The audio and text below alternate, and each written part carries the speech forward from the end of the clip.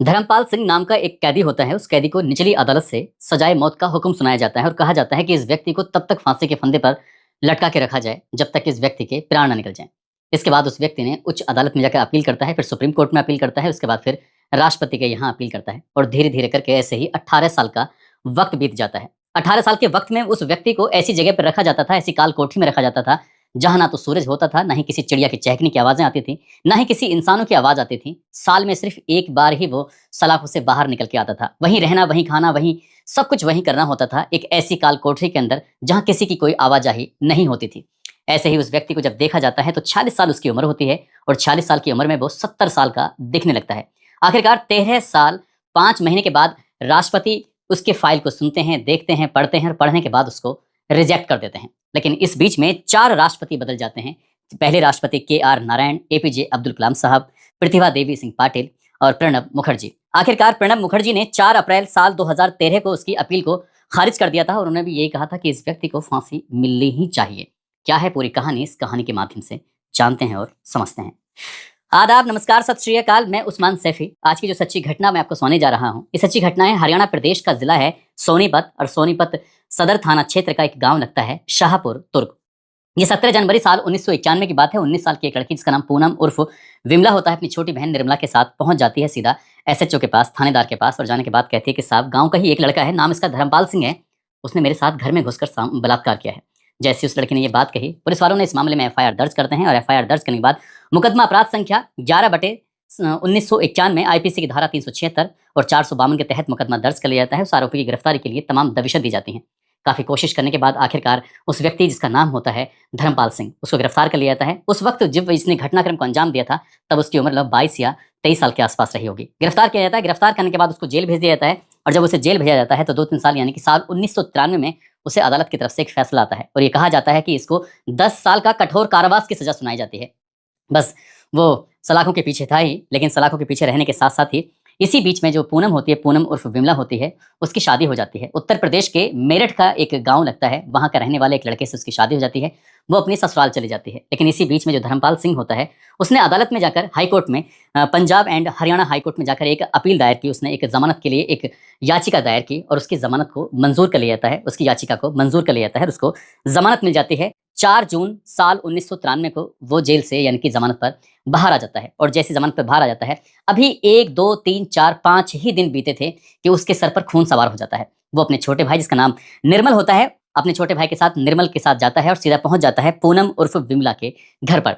ये रात के लगभग 3:30 बजे के आसपास का वक्त हो रहा था और तारीख थी 10 जून 1993। जैसे वो घर जाता है, घर जाने के बाद उसके हाथ में कुल्हाड़ी होती है, उसके भाई के हाथ में भी धारदार हथियार होता है और यहाँ जाने के बाद जो पूनम होती है उसके पिता पर वो ताबड़तोड़ वार करना शुरू कर देता है। पिता का नाम तालेराम होता है, जिनकी उम्र लगभग 45 साल के आसपास होती है। माँ ने भागकर किसी तरकीब से जान बचाने की कोशिश की, वो गली से बाहर निकल जाती है, लेकिन कातिलों ने उसे पकड़ा। पकड़ने के बाद उस पर भी एक के बाद एक कुल्हाड़ी से वार करना शुरू कर दिया। इसी बीच में जो पूनम होती है, पूनम की जो बहन थी छोटी, जिसका नाम नीलम होता है, जिसकी उम्र लगभग 17 साल के आसपास होती है, उसने भी अपनी जान बचाने की तमाम कोशिशें की, लेकिन उसको भी जान बचाने का मौका नहीं मिलता है। और जब यह कत्लेआम हो रहा था तो इनकी चीखें दूर दूर तक सुनी जा रही थी, लेकिन किसी के अंदर इतनी हिम्मत नहीं थी कि वो पास में आए और आकर बचाने की कोशिश करे। पूनम का भाई होता है, जिसकी उम्र लगभग 10 साल के आसपास होती है, नाम उसका प्रवीण होता है।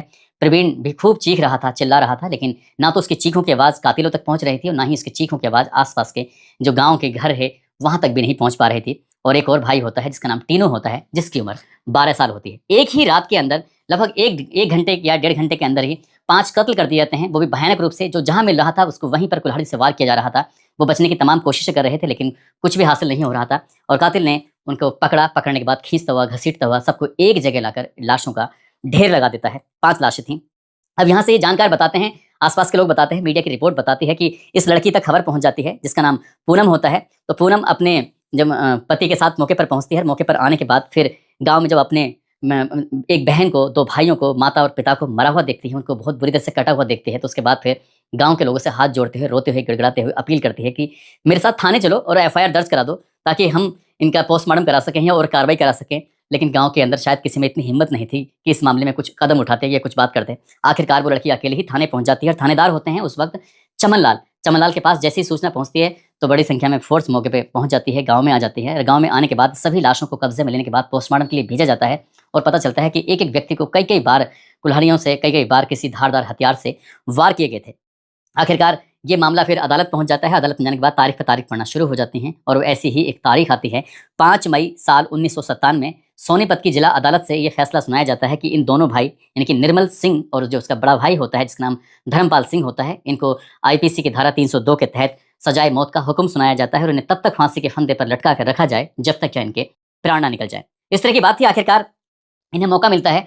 दोनों भाई फिर हाई कोर्ट में जाकर अपील करते हैं और हाई कोर्ट भी इस निचली अदालत के फैसले को पूरी तरह से बरकरार रखता है और फिर इस फैसले को बरकरार रखने के बाद इन्हें फिर एक और मौका मिलता है सुप्रीम कोर्ट में अपील करने का। जब सुप्रीम कोर्ट में अपील करते हैं तो 18 मार्च 1999 को सुप्रीम कोर्ट की तरफ से भी एक फैसला आता है और फैसले में कहा जाता है कि जो निर्मल की जो सजा है उसको आजीवन कारावास में तब्दील कर दिया गया है, बदल दिया गया है, क्योंकि वो उसका कोई पुराना आपराधिक रिकॉर्ड भी नहीं पाया गया था और ना ही कोई उसकी ऐसी कोई दुश्मनी थी और वैसे भी उसका इसमें पूरे मामले में प्रत्यक्ष रूप से सीधे सीधे कोई हस्तक्षेप नहीं था, बल्कि अप्रत्यक्ष रूप से जो बात सामने आती है, इसलिए उसकी फांसी की सजा को उम्र कैद में यानी कि आजीवन कारावास में बदल दिया जाता है। लेकिन धर्मपाल सिंह पर कोई रहम नहीं था, कोई राहत नहीं थी और उसकी फांसी की सजा को बरकरार रखा जाता है। ऐसे ही फिर से आगे वक्त बढ़ने लगता है। उसने 7 फरवरी साल 2000 की बात है, धर्मपाल ने राष्ट्रपति के यहाँ पर अपील कर दी और अपील करने के बाद उसने अपनी सजा को यानी कि फांसी की सजा को कम कराने के लिए मांग की कि मेरी सजा को कम कर दिया जाए। उस वक्त वो जवान ही था जब वो जेल गया था पहली बार, तब लोग 22-23 साल के आसपास का। जब दूसरी बार वो जेल जाता है, क्योंकि उसने 2-4 दिन ही, वो 5 दिन ही बाहर रहता है, उसके बाद फिर से जेल जाता है, तब उसकी उम्र लगभग 25 साल के आसपास हो जाती है। इस बीच में KR नारायण राष्ट्रपति होते हैं, लेकिन उन्होंने इस फाइल को देखा भी नहीं, उनके पास तक ये फाइल पहुंची भी नहीं है। क्या बात रही होगी, टेक्निकल बातें हो सकती हैं।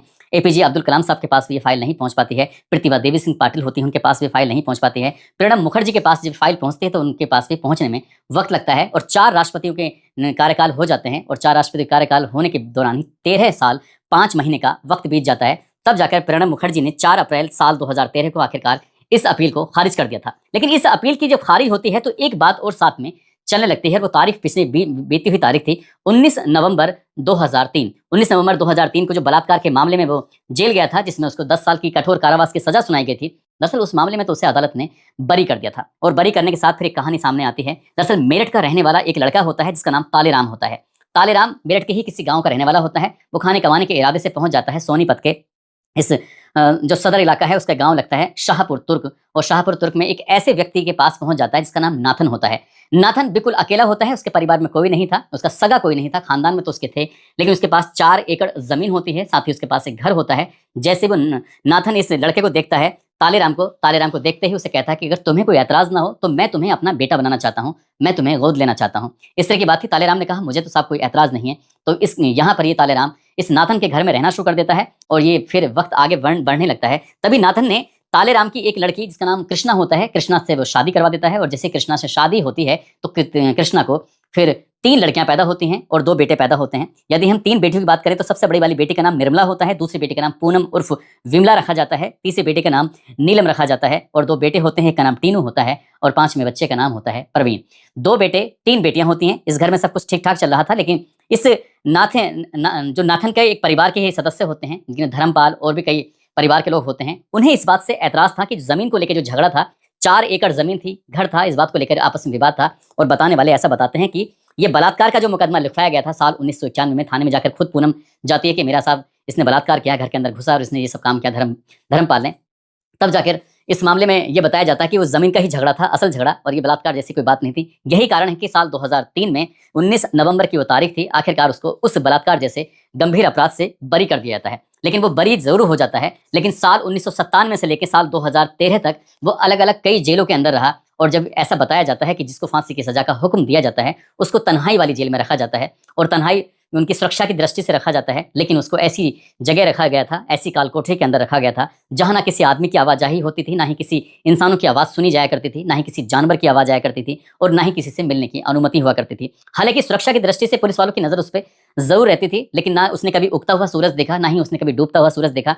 ऐसे ही करते करते थोड़े बहुत नहीं, 18 साल का समय बीत जाता है और उसी जगह पर उसका रहना होता था, उसी जगह पर उसका सोना होता था, उसी जगह पर टॉयलेट किया करता था, सब कुछ एक ही जगह किया करता था। लेकिन साल में एक दिन ऐसा मौका आता है जब उस कालकोठरी से बाहर निकलने के बाद वो लोगों की आवाज भी सुना करता था, सूरज भी देखा करता था, पक्षियों को भी देखा करता था। इस तरह की चीजें होती थी। इसी बात का लेटर जब राष्ट्रपति को लिखा जाता है तो राष्ट्रपति ने हालांकि इस मामले को इतनी गंभीरता से नहीं लिया था, उन्होंने तो साफ साफ बोल दिया था कि इसकी जो अपील थी उसको खारिज कर दिया था। लेकिन एक बार फिर उसके सामने एक ऐसी सिचुएशन, ऐसा मौका पड़ जाता है कि साल 2013 में अप्रैल का वो महीना था कि फांसी की तारीख भी तय कर दी जाती है कि फला तारीख को इस व्यक्ति को फांसी दी जाएगी। लेकिन उससे पहले ही अपील करना जब शुरू किया जाता है और अपील जब की जाती है तो फिलहाल उस वक्त उसकी फांसी की सजा को टाल दिया जाता है, उसकी जो तारीख थी सस्पेंड कर दिया जाता है कि आगे इस तारीख को रखा जाएगा। लेकिन हाई कोर्ट में जब फिर से अपील की जाती है तो 2-3 बैकग्राउंड बनाए जाते हैं और पहला बैकग्राउंड होता है राष्ट्रपति के यहाँ 13 साल 5 महीने का वक्त लगा, इस व्यक्ति के मौलिक अधिकारों का हनन हुआ है। साथ ही दूसरा कोज रखा जाता है कि निचली अदालत से आए फैसले के बाद इस व्यक्ति को लगातार 18 साल के आसपास तक एकांत जगह पर रखा गया था।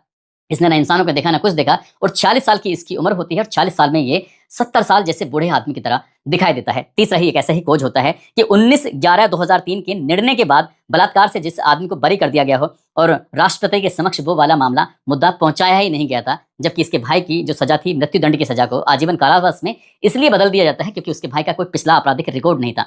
अगर देखा जाए तो आपराधिक रिकॉर्ड इसका भी नहीं था क्योंकि इस पर भी ये जो मुकदमा लिखा गया था शायद ये फर्जी तरीके से मुकदमा होगा या फिर किसी और तरीके से बात होगी, क्योंकि अदालत ने ही इसको 2003 में बरी कर दिया था। अब ऐसी स्थिति में इसने जब ये कोज लगाए तब 21 अप्रैल 2015 को इसकी फांसी की सजा को आजीवन कारावास में तब्दील कर दिया गया था। एक मेरे जेल अधिकारी से बातचीत हुई थी, मैंने उनसे जानने की कोशिश की यदि ऐसे किसी व्यक्ति की जिसको फांसी की सजा सुनाई गई हो और उसकी सजा को फिर आजीवन कारावास में तब्दील कर दिया गया हो तो उसके दिन और रात ये सब इनकी गिनती होती है और गिनती करने के बाद अलग अलग प्रदेशों का अलग अलग मसौदा होता है और अलग प्रदेश के मसौदे में ये पता चलता है कि कहीं 20 साल है तो कहीं 15 साल है तो कहीं इस तरह से आजीवन कारावास का मामला होता है। उम्मीद ये की जा रही है, ऐसा मुझे भी लगता है और मैंने उनसे ही पूछा और जानकारों से बातचीत की कि इस अगर सुप्रीम कोर्ट में अपील नहीं की गई होगी तो ये व्यक्ति जिसका नाम धर्मपाल सिंह होता है ये जरूर सलाखों से बाहर पहुंच गया होगा और जो भी इस आसपास के इलाके के जहां की ये घटना है वो लोग देख रहे हो धर्मपाल आज किस स्थिति में है या नहीं है, तो जो भी है वो कमेंट करके हमें इस घटनाक्रम के बारे में जरूर बताएं। दोस्तों, इस पूरे घटनाक्रम को सुनाने का उद्देश्य किसी को परेशान करना नहीं है, किसी का दिल दुखाना नहीं है, बल्कि आपको जागरूक करना है, आपको सचेत करना है कि जमीन के टुकड़े को लेकर किस तरह से 2 परिवार पूरी तरह से खत्म हो जाते हैं। शाहपुर तुर्क में ऐसा बताया जाता है कि इस घटना के बाद ना तो पीड़ित पक्ष उस गांव में था और ना ही आरोपी पक्ष उस गांव में था। इस गांव से वो पलायन कर जाते हैं, जो बहनें होती हैं, परिवार के सदस्य होते हैं, वो भी किसी दूसरे गांव में जाकर शिफ्ट हो जाते हैं। हालांकि अभी तालेराम की 2 बेटियां अभी जिंदा बताई जाती हैं, ऐसा भी जानकारी है। दोस्तों, जाते जाते ये रोहन अरवाज शेख हैं, साथ ही सुभान हैं, आज इनका जन्मदिन है। इनको जन्मदिन की ढेरों सारी शुभकामनाएं, बहुत बहुत मुबारकबाद। और कुछ लोगों ने नाम लेने की अपील की है जिसमें लक्ष्मी नारायण, सर्वेश कुमार, दौलत राम सिंह, मुकेश सिंह, गणेशी लाल चौटाला, निसार अली खान, शकील अंसारी, जयंत सिंह, हिमांशी, निशांत शर्मा, विक्रांत गुप्ता, खुशबू जायसवाल, वीरू शाह रायपुर से, निशा ठाकुर, मोहम्मद फरमान पाशा मुरादाबाद से, सुल्तान बागपत से, हबीब खान असम से, फारूक मंसूरी झारखंड से, मोहम्मद फैजान सहारनपुर से। आप सब लोग अपना ख्याल रखें, सुरक्षित रहें। जय हिंद, जय भारत।